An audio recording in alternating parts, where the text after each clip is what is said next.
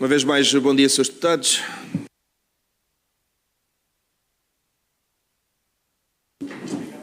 Damos agora início à segunda parte do nosso conjunto de 4 audiências, desta vez com incidência sobre a proposta de lei número 48, 17ª, que autoriza o Governo a rever o regime aplicável ao licenciamento de operações urbanísticas e a alterar o regime jurídico de urbanização e de edificação e o regime jurídico de reabilitação urbana. Teremos duas reuniões, a primeira delas com a Ordem dos Arquitetos. Dava aqui as boas-vindas ao Sr. Presidente do Conselho Diretivo e restante equipa, Sr. Vice-Presidente e também à Arquiteta Alexandra Lourenço, dando-nos uma brevíssima explicação.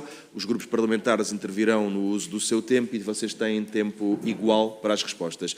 Apelava, obviamente, a que tentassem responder às questões que são colocadas, mas também que usem o tempo para as questões que considerem apropriadas e se numa das rondas não for possível responder, há flexibilidade, obviamente, da mesa para na intervenção subsequente poderem complementar. Portanto, temos este uso do tempo. Alguma dúvida também não hesitem e dava desde já a palavra ao deputado Francisco Gomes, da bancada do Partido Chega, para uma intervenção de até 5 minutos. Faça favor, Sr. Deputado.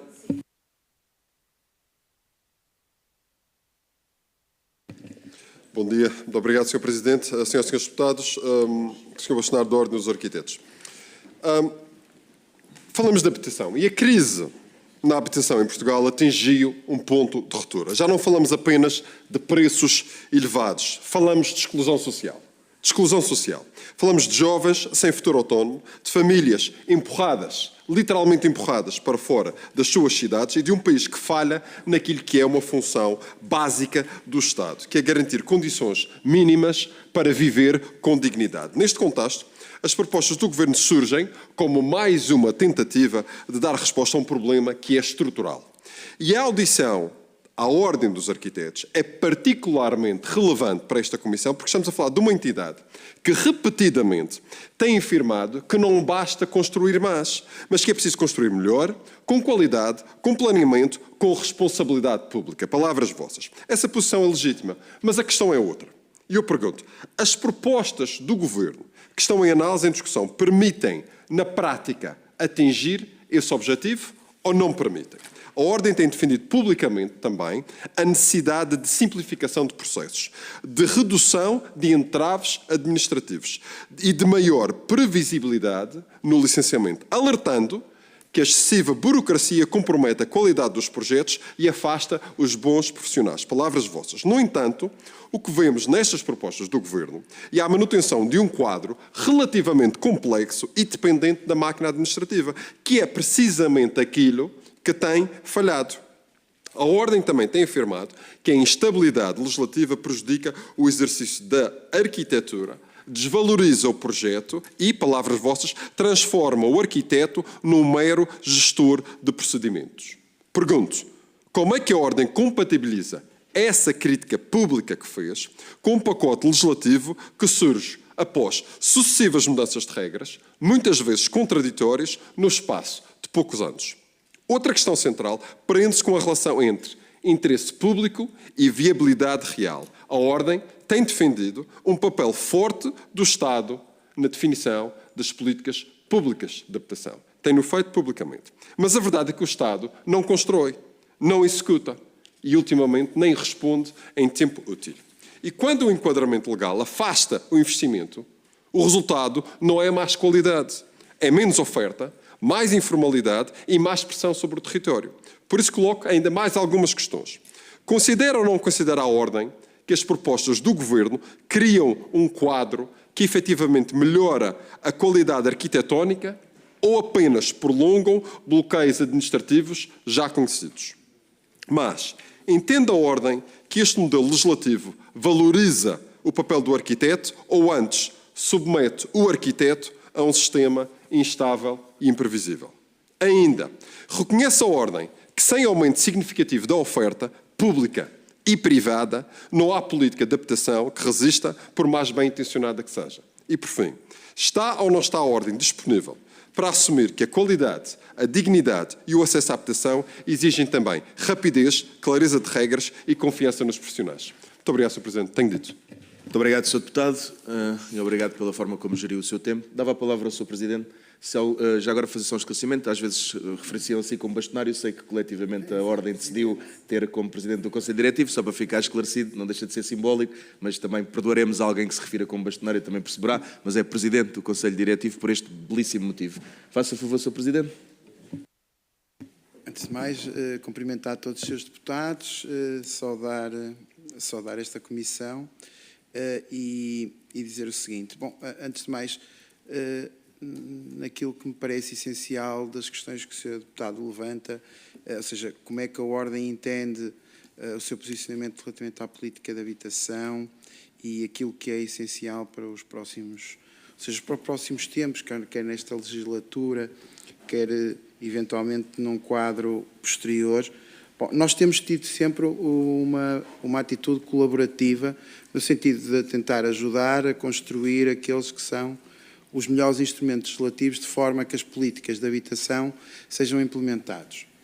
Na verdade, aquilo que temos vindo a dizer já há algum tempo é que a política de habitação em Portugal, nomeadamente naquilo que diz respeito à habitação pública, tardou. Ou seja, nós acordamos praticamente nesta década para um problema que era um problema que já se alimentava há algum tempo.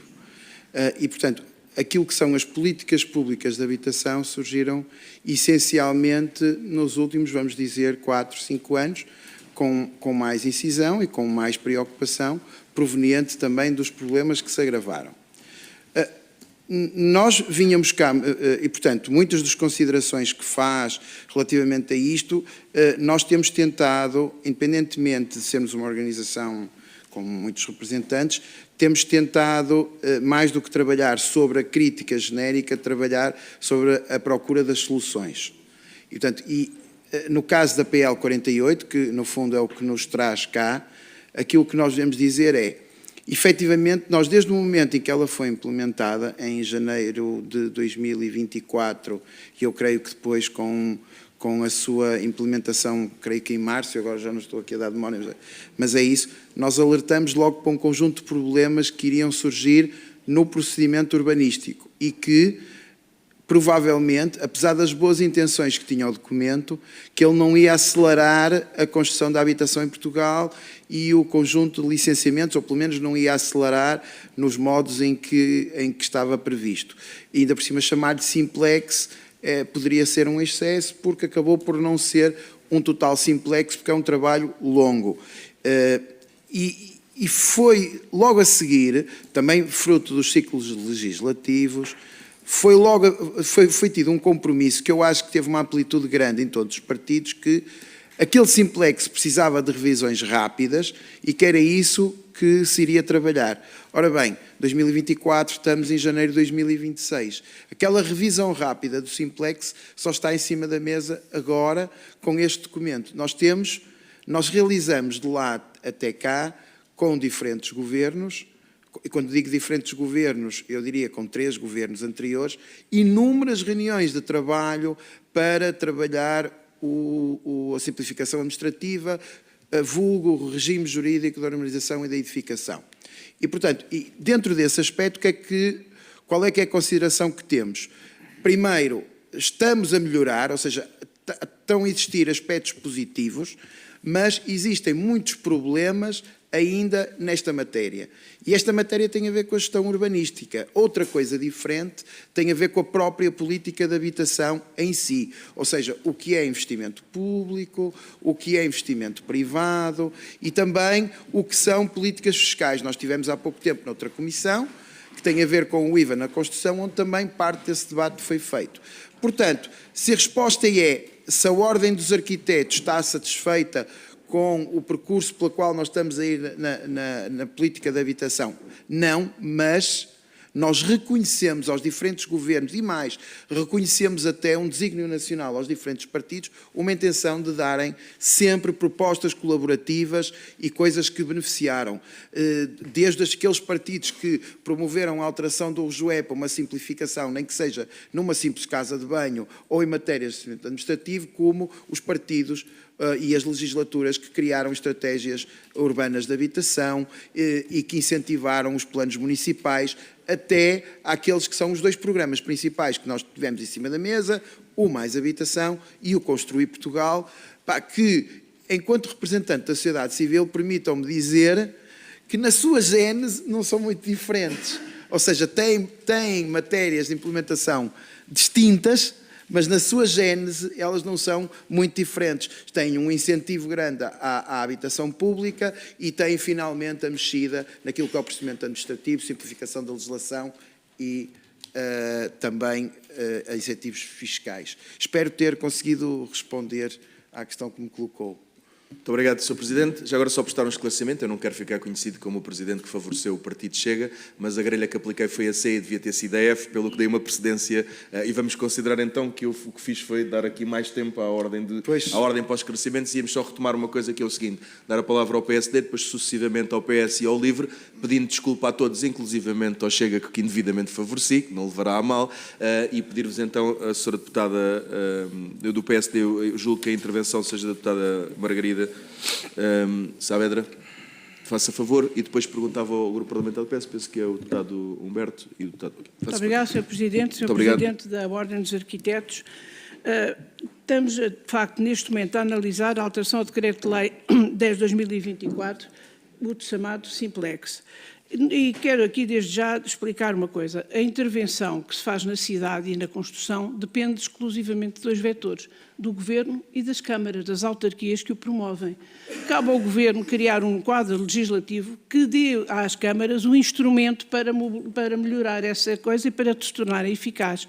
O que é que nós pretendemos? Dar instrumentos para que as câmaras possam melhorar extraordinariamente o seu processo de gestão urbanística interna. É claro que o Governo não se pode substituir às câmaras, o Governo não pode, evidentemente pode ter a sua parte de influência na medida em que pode, enfim, sensibilizar para a criação de projetos de pormenor e para medidas de planeamento mais clarificativas. Mas neste momento o que nós pretendemos é exatamente agilizar. Isto surge exatamente numa altura em que nós estamos numa grande crise, em que a oferta é muito, muito mais pequena que a procura. Paralelamente, também sabemos que todos os anos o custo da construção sobe, e sobe em média 10%, e, portanto, compete ao Governo, e é isso que nós nos propomos, garantir de forma mais efetiva os objetivos de simplificação procedimentais, a fim de reduzir ao mínimo os prazos de apreciação dos processos. Isto significa que quanto menos tempo um processo tiver na Câmara, mais barata fica a obra na altura em que ela é construída. E isto é essencial para o custo final da construção. Quem paga é sempre quem compra. Vamos ser claros quanto a isso. Nós podemos falar de impostos, podemos falar de tudo, mas a verdade é que um processo fica 4 ou 5 anos na Câmara. Este valor que ele aumenta ab início não é nunca suprimido por outra coisa qualquer. Portanto, a nossa ideia é que ele fique o menos tempo possível na Câmara. Queremos garantir a segurança de investimentos e proteção de interesses públicos e privados. O que é que nós pretendemos? Clarificar conceitos, evitar as ambiguidades que ainda existem em certos conceitos, porque a interpretação individual e a interpretação ambígua é das coisas mais difíceis de ultrapassar num processo de licenciamento. Queremos flexibilizar procedimentos, disciplinar as diferentes fases que antecedem a obra de construção, seja o saneamento, seja as audiências dos interessados, seja também criar títulos que sejam juridicamente seguros. É importante também, que me parece que nestes 130 artigos, é de notar que se reforça a importância dos PIP. Os PIP tomam aqui uma figura que não existia antigamente com esta força. Os PIP passam a aplicar-se a todas as operações urbanísticas, incluindo loteamentos. Isto significa que, na sequência de um PIP, as obras passam a ter a figura de comunicação prévia, o que, obviamente, aumenta extraordinariamente diminui extraordinariamente o prazo de apreciação das obras em questão. E eu tenho pouco tempo, de facto, mas há outra coisa que eu queria dizer. Diminui-se de 10 para 1 ano o prazo para as câmaras validarem os projetos que são entregues. Este ganho de 9 anos, que é um período de incerteza que qualquer construtor, ou qualquer promotor, ou qualquer comprador tem da sua obra, é diminuído de 10 para 1 ano. Isto significa, para muita gente, a diferença entre, muitas vezes, o desespero e a confiança que tem numa casa. E, portanto, eu queria salientar isso, não tenho mais tempo, mas quero dizer que, de facto, o Governo está a dotar as câmaras dos instrumentos que elas podem usar para melhorar. Muito obrigada.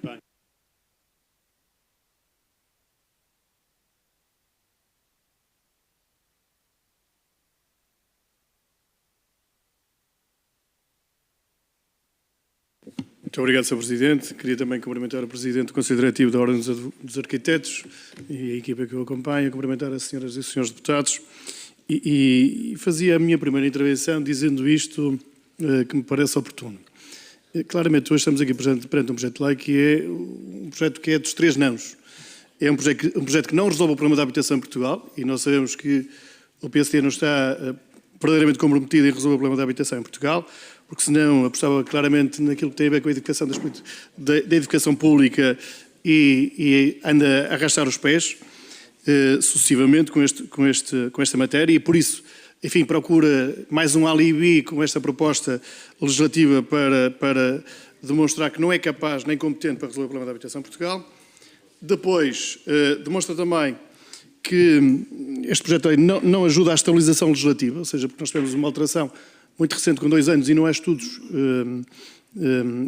que avaliem, de facto, aquilo que foi a implementação do Decreto-Lei 10 de 2024 e que nos tenham sido trazidos aqui para, de facto, analisarmos o que é que a alteração produziu e verdadeiramente ela tinha uma intenção reformista e sim, aqui o Partido Socialista assumiu a vontade genuína de alterar a legislação de Portugal por forma a acelerar os processos de construção nas câmaras municipais. Por isso nós não temos aqui nenhum indicador nessa matéria e depois também não harmoniza as regras claras para todo o território nacional e creio que esta também é uma das críticas da Ordem dos Arquitetos, porque obriga necessariamente a que haja diferentes interpretações e aplicações das regras, ou até regras diferentes em função de cada um dos municípios portugueses, e são 308, e por isso, só por aí também, este projeto de lei não é suficientemente ambicioso para harmonizar esta intenção de criar boas condições para os técnicos poderem apresentar os seus projetos. E por isso, aquilo que eu hoje gostaria de perguntar ao Presidente do Conselho Diretivo da Ordem dos Arquitetos é que, em que medida é que esta alteração legislativa pode ajudar, se é que vai ajudar, a de facto que o problema da habitação se resolve em Portugal, sendo que daquilo que eu disse não fica suficientemente elucidado, e aquilo que foi a intervenção também do PSD, que haja aqui verdadeiramente uma intenção de resolver os problemas da habitação em Portugal. Muito obrigado. Muito obrigado, Sr. Deputado. Tem a palavra o... peço desculpa, quem é a deputada Angélica da Teresa, da Iniciativa Liberal. Não a tinha visto, peço desculpa. Não, Sr. Deputado, foi aquilo que eu esclarifiquei ainda há pouco. Eu inadvertidamente privilegiei o Chega, não foi com essa intenção, como todos perceberam, e apliquei a grelha C quando era a grelha F. Depois agora tem uma tolerância à Sra. Deputada, como todos os outros deputados, para terem exatamente o mesmo tempo, os 3,30, quando seriam 30. Portanto, tem 3,30 para a intervenção. Muito obrigado. Muito obrigada, Sr. Presidente. Cumprimentar o Presidente do Conselho de Administração da Ordem dos Arquitetos e, naturalmente, os meus colegas deputados. Efetivamente, Portugal continua a ter um grave problema relativamente aos licenciamentos, porque continua a não ser ágil, e este é um dos problemas primordiais. O Governo, nesta proposta, parte do princípio de que a interoperabilidade dos municípios deva ser uma realidade, já quando muitos deles não têm sequer os seus PDMs atualizados, ou quando muitos deles não têm sequer os seus PDMs digitalizados, quanto mais.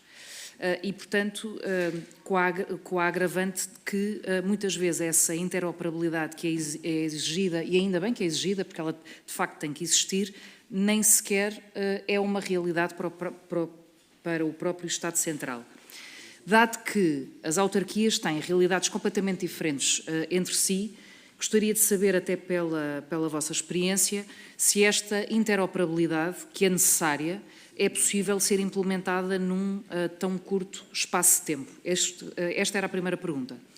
Também gostaria de saber qual é o vosso entendimento, o entendimento da Ordem, sobre o limite temporal do IVA da construção reduzido, que, como sabem, é de 3 anos. Dado o afunilamento desta medida e o volume de obras que até advém do PRR, se não consideram que até corremos o sério risco de estar a contribuir para que haja um aumento do preço médio do metro quadrado de construção, e se, eventualmente, isto não poderá ter até um efeito perverso e contrário àquilo que se pretende. Já para não falar aparentemente a lei abrir aqui uma porta para que deixe de ser necessário haver planos de pormenor ou operações de loteamento para que se possa fazer a comunicação prévia. Aparentemente, parece que é necessária haver um acrescento de uma lista de requisitos adicionais e, portanto, os planos de pormenor ou as operações de loteamento já não serem por si só necessárias para que se faça uma comunicação prévia e, portanto, nessa medida também gostaria de saber qual é a vossa leitura nesta matéria. Muito obrigada. Obrigado, Sr. Deputado, e obrigado pela gestão de tempo que fez. Estava a palavra ao Deputado Jorge Pinto, do LIVRE.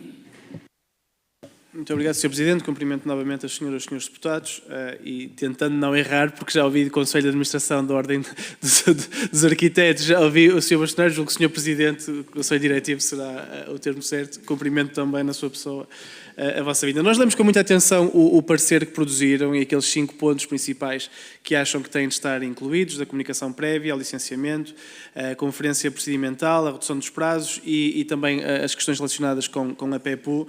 Estamos bastante alinhados e acho que é bastante clara a vossa posição. Também, se quiser detalhar, tenho aqui uma oportunidade para o fazer. E aquilo que nos parece ser importante dizer é que tudo o que diz respeito à simplificação é boa para nós. Tudo o que diz respeito a uma maior eficácia e maior eficiência do Estado em todas as suas escalas é algo que nos agrada. E no que diz respeito, certamente, também ao RJUE. A questão aqui é o que nos assusta é uma certa desresponsabilização das autarquias neste diploma e o subcarregamento dos projetistas e arquitetos e o que isso implica também para eles, para além, claro, da questão política, se posso usar a palavra, que é, na nossa opinião, aqui pouco ou nada estar a ser feito para que se garanta a construção a preço justo, a preço controlado e a um preço que seja efetivamente democrático e que os portugueses possam pagar num momento em que a habitação ou o acesso à habitação a um preço razoável é certamente o principal problema que temos pela frente. Portanto, eu começaria com uma pergunta muito direta e muito genérica, na verdade, que é que riscos ou quais são os riscos mais graves que identificam nesta proposta de lei para o interesse público e também para a própria qualidade urbanística, porque acho que é importante ter a vossa opinião. E no que diz respeito aos prazos, já aqui se falou um bocadinho, mas é importante insistir neste ponto, porque da parte da Ordem é dito que esta redução é na prática inócua, também nos parece. E que, na verdade, pode levar a algo que é perigoso, que é quase a uma generalização do prolongamento tácito, banalizando-a e fazendo com que depois as próprias autarquias, os próprios serviços técnicos, quase encolham os ombros e digam, bem, isto vai passar e vai, e eu nem presto atenção a isto. Isto é algo que nos preocupa e, portanto, se também nos quisesse dar a opinião da Ordem sobre esta redução de prazos e as consequências reais e práticas que ela tem ou não tem, acho que seria importante, porque também no que diz respeito ao licenciamento e comunicação prévia, as queixas, ou a grande queixa é de que os serviços municipais não conseguem cumprir, por muitos fatores, desde logo fatores humanos. Não há pessoas suficientes nos gabinetes, muitas vezes, para cumprir. Portanto, se da parte da Ordem é isso que também que identificam como o grande bloqueio, e se é, também, o que é que podemos fazer em relação a isso? Certamente, contratar mais gente, mas se houver outras opções, quais seriam? Eu tenho aqui muitas perguntas, mas querendo cumprir com o que o Sr. Presidente pediu, deixo apenas uma última, que diz respeito ao regime de cedências.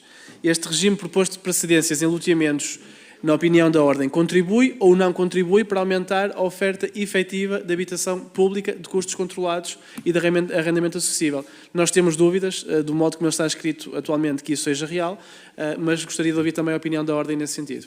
Muito obrigado, Sr. Deputado.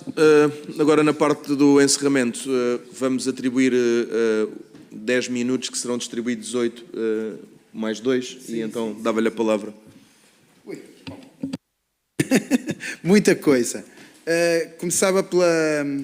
Vou tentar responder a cada um e depois também, se me permitirem, dar aqui uma apreciação global que eu acho importante. A minha colega e senhora deputada Margarida Saavedra, sim, há boa intenção no documento e eu começava por registar o seguinte, em abono da verdade. Nós, a Ordem dos Arquitetos, trabalhamos em parceria com a Secretaria de Estado da Habitação em muito deste documento que aqui é apresentado. Em muitos dos artigos foram discutidos minuciosamente com a Ordem dos Arquitetos, creio que estão outras instituições, que cabe-me só falar da minha, e, portanto, nós vemos com alguma preocupação que voltemos a adiar a este documento. Sem prejuízo, o nosso parecer é de 18 páginas, ou seja, isto quer dizer que nem em tudo estamos completamente de acordo e acreditamos que o legislador possa aqui ainda, porque isto é uma autorização administrativa, é uma autorização legislativa, vai voltar ao Governo, depois de voltar ao Governo vai ter que fazer portarias, depois de fazer vai ter que fazer o documento e as portarias, e depois de ir com essas portarias terá que ser promulgado e tem 3 meses de implementação. Nesses 3 meses temos que trabalhar nós também disponíveis junto com os nossos técnicos para que se implemente. E sim, na questão dos prazos, eu não gosto de usar a palavra redução, na questão da ambiguidade, Sra. Deputada, que é uma das questões piores, e da fiscalização sucessiva, que anteriormente estava prevista já desde há muitos anos, 10 anos, e que agora se reduz a 1 ano. Eu creio que os seus deputados vão ter uma discussão sobre isso. Já ouvi dizer que há quem ache que seja 1 é pouco, 10 é demais, enfim. É uma discussão política, para nós aceitamos muito bem isso. Relativamente aos PIP, também eu acho que há aqui, neste documento, voltam a ter os PIP. Nós temos uma visão de fundo sobre isto, que poderia-se ter ido mais longe, mas mais do que se ter ido mais longe, preocupa-me que continuemos a estar com o rejoé nos moldes em que ele está agora. Ele está a funcionar mal e aí prejudica a habitação e, portanto, aí eu peço-vos encarecidamente que tomem o tempo que for necessário nesta comissão, mas que saia daqui uma autorização administrativa que cheguem a um consenso. E, portanto, sobre isso diria à Sra. Deputada que acho que era um pouco esse sentido. Sr. Deputado Humberto Brito, estimado, ainda por cima com a sua experiência de autarca, sabe muito bem do que fala dos 3 nãos. Não resolve, eu acho que, não sei se o papel é resolver, é ajudar a resolver. Portanto, há matérias muito positivas aqui neste documento, há outras que nós sinalizamos, são 25 pontos que nós assinalamos de coisas que têm que ser melhoradas, de pormenor e de leitura, e, portanto, nesse sentido eu acho que pode ser. Não ajuda à estabilização administrativa. Eu acho que neste momento há alguma... disse legislativa. Isso não. Pode não ajudar, acho que seria preciso ir mais além, mas neste momento estava aqui o meu colega e presidente da Assembleia Regional a dizer que não há balas de prata, não há, é muito necessário, portanto, eu acho que isso é que neste momento é a parte boa que pode ter este documento. Não harmoniza as regras, não harmoniza totalmente, mas há aqui algum contributo de harmonização das regras. E, portanto, eu acho que dentro desse aspecto eu valorizava isto. No entanto, concordo consigo e ligava aqui com outras intervenções, que é, nós não conseguimos compreender como é que o documento, na relação interministerial, liga com a questão da PEPU. Não compreendemos. Assim, a PEPU o que é que era? A PEPU era um projeto que havia anteriormente e que havia uma plataforma única de submissão de processos. Eu não sei o que é que esta autorização administrativa diz bem. Por um lado diz que cada Câmara pode continuar a fazer a sua, por outro lado diz que deve ser interoperável com não sei o quê. Bom, eu acho que nesse aspecto há uma parte do Governo que anda muito encantada com a questão dos dashboards, porque nós sabemos qual é que é o problema, qual é o problema da interoperabilidade e nós deveríamos recuperar ou a ideia da PEPU ou pelo menos, e peço desculpa que estou aqui... Não, estamos com a situação de Leiria e eu acho que é por isso que tem-me estado aqui sempre a ligar. Percebemos perfeitamente, até por todos nós, de alguma forma, também estamos a receber... É perfeitamente normal. Interrompi o tempo. Contactos. Peço desculpa. Faça favor. Relativamente à PEPU, e portanto, naquilo que são... Pode dar apoio técnico. Posso dar apoio técnico? Acho que já parou. Peço desculpa. PEPU, como estão a ver, a interoperabilidade é difícil. Bom, e relativamente à PEPU, é um dos pontos principais que nós referimos e também que está, aqui não quero passar o meu tempo, e também que poderá estar aqui em causa. E, portanto, eu acho que vocês deputados, deveriam olhar com particular atenção a esse aspecto. Relativamente àquilo que são as matérias mais procedimentais, eu gostaria de entrar em algumas questões mais de fundo e que eu acho que afetam aqui particularmente. Para que se possa responder bem à pergunta que me fez, que é em que medida pode ajudar o problema da habitação? Não o resolve, mas pode vir a ajudar qualquer coisa se o REJUE, apesar de tudo, introduzir algumas melhorias significativas e nós passarmos a ter uma coisa que neste momento não acontece, que é que as câmaras passem a cumprir os prazos. Qual é a sensação? Porquê é que nós, na Ordem dos Arquitetos, respondendo já ao Sr. Deputado Jorge Pinto, porquê é que nós dizemos que esta redução de prazos não serve para grande coisa? Não serve para grande coisa porque os prazos que já existem, se fossem cumpridos, estavam bem. Reduzir os prazos em 10 dias nos PIPs e nisto e naquilo não vai resolver, porque o problema, por um lado, está nas câmaras que não têm meios eficazes e, por outro lado, está no excesso de burocracia em que o Estado pede na apreciação liminar coisas que já tem e, portanto, que torna-se aqui um enlevo. E, portanto, há um pouco esta mensagem política. O documento que nós trabalhamos ao longo deste tempo não tinha redução de prazos. Portanto, a redução de prazos, para nós, é um excesso. Permitam-me aqui, no pouco tempo que tenho para passar também ao meu colega para falar sobre outras coisas, dar duas notas importantes. Relativamente à questão de 2029, vou deixar para o arquiteto Alexandre Ferreira, na questão de haver agora uma percepção diferente, Sra. Deputada, relativamente se eu bem percebi a questão, relativamente aos loteamentos, o que é que acontece? Há aqui uma parte do Governo, nem é do Governo, há uma parte de pessoas que estão ligadas a isto que eu, na minha opinião, tenho uma obsessão pela comunicação prévia. E porquê é que é uma obsessão? Acham que a comunicação prévia é uma coisa fantástica. Ora bem, a comunicação prévia é um licenciamento. Eu, quando explico aos meus alunos, digo, há um pedido de informação prévia, que é uma coisa que se informa antes, há uma coisa que se autoriza depois. A comunicação prévia é uma invenção porque o licenciamento não funciona. E, portanto, mas na verdade a comunicação prévia não está a funcionar bem em lado nenhum. Agora, o que é que acontece neste diploma? Este diploma, o que está a dizer, apesar de tu traz alguma vantagem, é que a comunicação prévia só pode ser aplicada quando estejam todos os parâmetros definidos. Ou seja, na verdade, é provável que só loteamentos aprovados depois de 2024 é que vão estar preparados para ter na comunicação prévia. Nós aqui defendemos que os técnicos devem poder optar entre a comunicação prévia ou o licenciamento. E, portanto, isso é que deveria ser o normal. Mesmo que achem que o caminho é mais longo ou não, isso depende dos promotores e ter essa opção. Não sei porque é que ela foi retirada. Num momento, no Governo, ela estava ali disposta. E, portanto, acho que isso é uma pena. Relativamente àquilo que pôs o Sr. Deputado Jorge Pinto, a ficar sem prazo, a questão dos deferimentos tácitos e disto. Há uma necessidade de capacitação dos municípios, há uma necessidade de... Porquê é que é importante a PEPU, Sr. Deputado? Eu não sei quanto tempo médio é que Lisboa ou outro município qualquer demora a apreciar em média os projetos. E eles não têm que dar esse reporte. Nós dizemos que vocês têm uma oportunidade única, semestral, trimestral, anual, que os municípios têm que escrever. O nosso tempo médio de apreciação liminar é este, o nosso tempo médio de licenciamento é este. Que é para nós sabermos aqueles onde efetivamente as coisas estão a funcionar e aquelas onde não estão bem a funcionar. E, portanto, é dentro desses aspectos e desses contributos, às vezes de minudências técnicas, que se podem aqui melhorar. Relativamente às questões de enquadramento de habitação, passava... Muito obrigado. Sr. Arquiteto Alexandre Ferreira, até então, gozará também de uma tolerância para poder expor a sua ideia. Faça favor. Okay. Boa tarde, sou dos presentes. Bem, relativamente à questão do IVA apresentada pelo Sr. Deputado da Iniciativa Liberal, concordamos com o aumento do prazo, porque é necessário previsibilidade. E que estamos todos aqui a falar, seja do REJUE, seja da questão do IVA e de outras questões, é previsibilidade.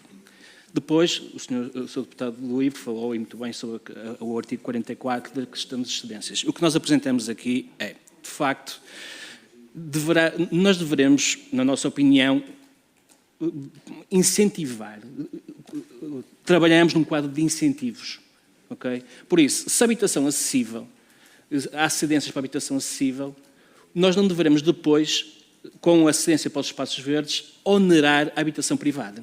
Porque temos que pensar, a habitação tem três formas de promoção. A pública, pura e dura, a habitação acessível, que pode ser com parcerias público-privadas ou semi-subsidiada, e a privada. E elas são todas intercomunicantes. Portanto, nós não podemos, nós deveremos fazer tudo para desonerar a habitação, seja de qual tipo de promoção. E deve ser esse o nosso objetivo. Previsibilidade e desonerar. Porque só aí é que conseguimos ter uma resposta habitacional. De facto, é um problema agudo, muito agudo, que está a ter implicações não só da procura de casa, mas sucessivamente em vários territórios, que se está a expandir em meio mancha de óleo por esse país afora e que as nossas infraestruturas, estradas, transportes públicos, escolas, não têm capacidade de resposta e nós não temos capacidade de resposta de tempo prazo. Portanto, devemos incentivar com todos é trabalharmos para quê? Para que a resposta habitacional não seja algo feito da forma casuística e apenas não é ad hoc, mas que seja um sistema conectado em que os privados, o público e outros e o terceiro setor possa trabalhar em conjunto para dar uma resposta habitacional relevante e que esteja em boa hora. Tá? Muito obrigado. Obrigado. Queria agradecer a vossa presença, dando nota, Sr. Deputado, por uma interpelação à mesa, faça favor.